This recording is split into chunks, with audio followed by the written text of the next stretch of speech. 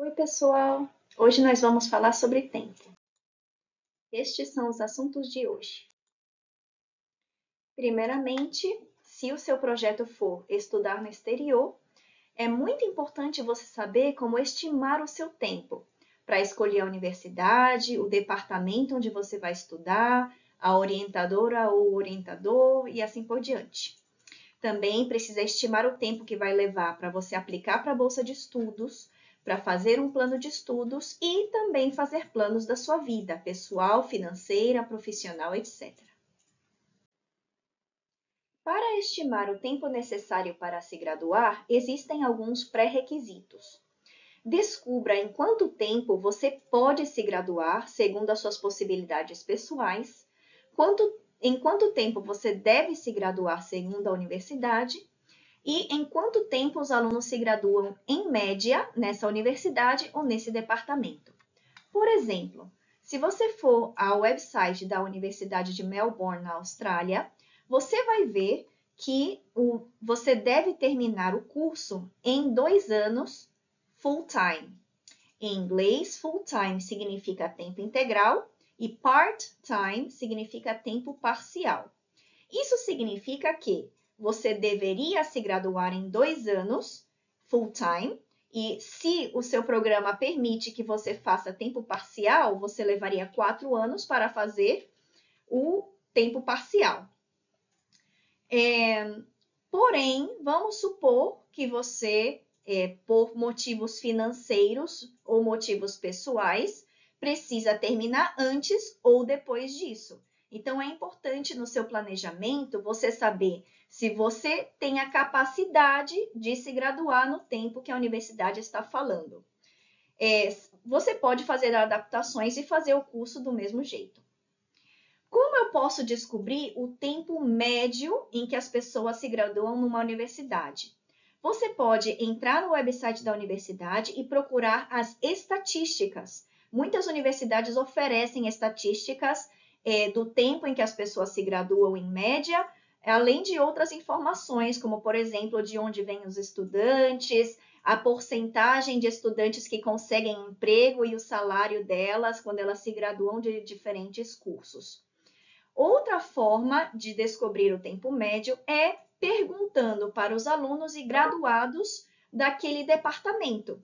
Você pode fazer isso, por exemplo, descobrindo os e-mails daquelas pessoas. Os graduados, em inglês, é alumni, A-L-U-M-N-I. Então, se você encontrar no website informações sobre os alumni, você pode mandar um e-mail para eles e perguntar mais ou menos se você consegue se graduar naquele tempo. Porque existem, por exemplo, universidades que dizem: em 2 anos você se gradua, mas quando você vai ver a média, as pessoas levam 10 anos para se graduar. Isso é um mau sinal. Para você poder estimar o tempo necessário para se graduar, você precisa descobrir ou decidir quantas horas-aulas são necessárias para se graduar. Como eu expliquei no vídeo número 3, as horas-aulas são chamadas de créditos ou unidades na Europa. E na Europa, eles têm um processo padronizado que se chama Bologna Process, ou ECTS, European Credit Transfer System. Neste sistema, 1 ano equivale a 60 créditos. Então, você sabe que se o seu programa dura 4 anos, por exemplo, você vai precisar de 240 créditos. Se o seu programa durar 2 anos, você vai precisar de 120 créditos. Se você estiver na Europa ou em um país que adopte um sistema baseado na Europa. Também você precisa descobrir ou decidir quais aulas você deve tomar. Algumas aulas são obrigatórias e outras são optativas. Se possível, tente tomar as obrigatórias primeiro e deixar as optativas para o final. E também é importante você saber quando essas aulas estarão disponíveis, porque vamos supor que uma certa aula, por exemplo, a aula de estatística, seja obrigatória para você se graduar, mas ela só é oferecida uma vez a cada 2 anos. Aí você não vai poder se graduar enquanto essa aula não for oferecida. Então, é melhor você já ter isso planejado desde o princípio. Também é importante você descobrir se é obrigatório escrever uma tese ou não para se graduar. Existem programas de graduação e programas de mestrado em que a tese não é obrigatória em alguns países, como os Estados Unidos. Porém, eu recomendo fortemente que você escreva uma tese mesmo que não seja obrigatória. Por quê? Porque quando você voltar para o Brasil, você vai querer revalidar o seu diploma. E mesmo que você não tenha planos de voltar para o Brasil, é importante ter um plano B e um plano C na vida. Você pode até dizer, eu nunca mais vou voltar para o Brasil, mas a gente nunca sabe. Imprevistos acontecem. Então, por via das dúvidas, por favor, escreva uma tese, porque isso vai possibilitar que você revalide o seu diploma no Brasil e possa trabalhar. Também descubra se este programa te obriga a publicar em revista científica. Se for obrigatório, descubra quantas publicações são obrigatórias. E também em quais tipos de revistas científicas. Porque as revistas científicas têm pontos, algumas são classificadas como de maior impacto ou de menor impacto, algumas são classificadas por letras, como Qualis A, Qualis B, e existem também formas de avaliação que são específicas de cada país e algumas que tentam ser internacionais. Então, veja qual é o tipo de revista científica que o seu programa aceita. Por último, descubra se é obrigatório fazer estágio para poder se graduar. Em inglês se chamaria internship. Existem também alguns países que dão outros nomes para isso. Por exemplo, no Canadá, eles podem chamar de Cooperative Program. Como estimar quanto tempo vai levar para você escrever a sua tese? Você sabe quando deveria entregar a tese, mas como você pode ser realista no seu estimativo de tempo? Eu vou te ensinar agora 2 métodos de estimar tempo que são muito comuns na gerência de projetos, Project Management, que você pode usar em qualquer aspecto da sua vida, quando quiser se organizar para algum projeto.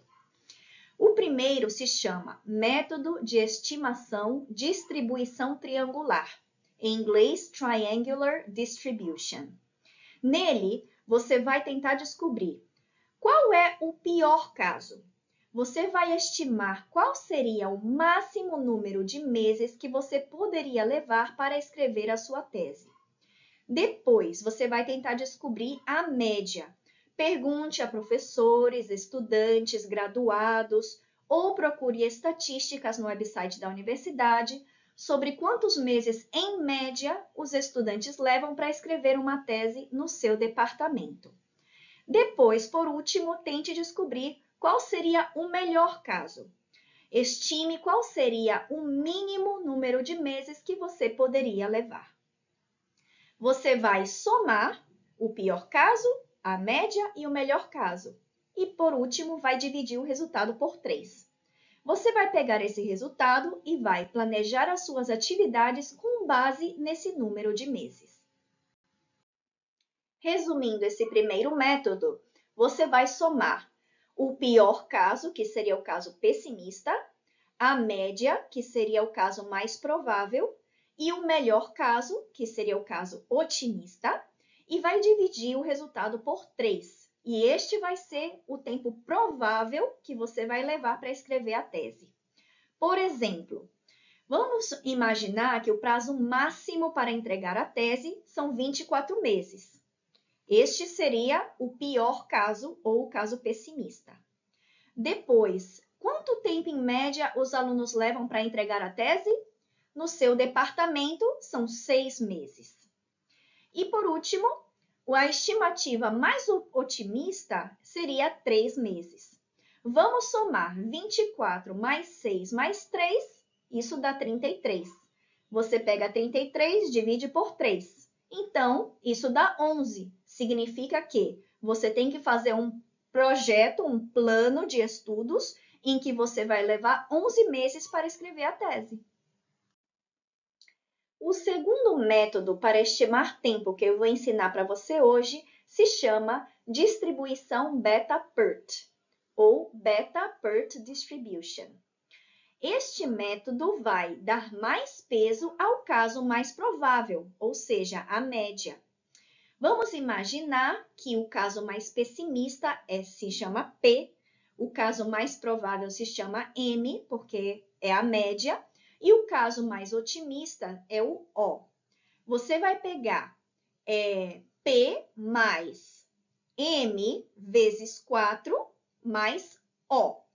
Aí você vai dividir esse resultado por 6 e aí isso vai dar o tempo mais provável que você vai levar para escrever a tese. Agora eu vou te dar um exemplo do segundo método de estimação de tempo. Vamos dizer que o caso pessimista é 24 meses. A média que os alunos levam para se graduar é 6 meses. E o caso mais otimista é 3 meses.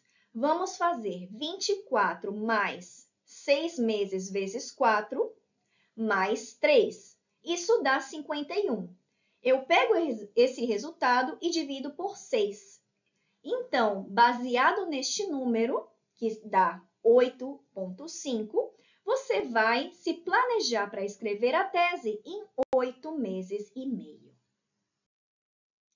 Hoje nós vimos que podemos usar métodos da gerência de projetos, Project Management, para estimar tempo em diferentes projetos, e neste caso, para estudar no exterior.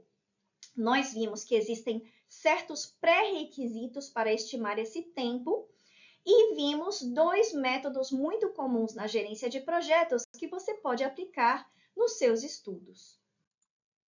A gente se vê no próximo vídeo. Tchau, tchau!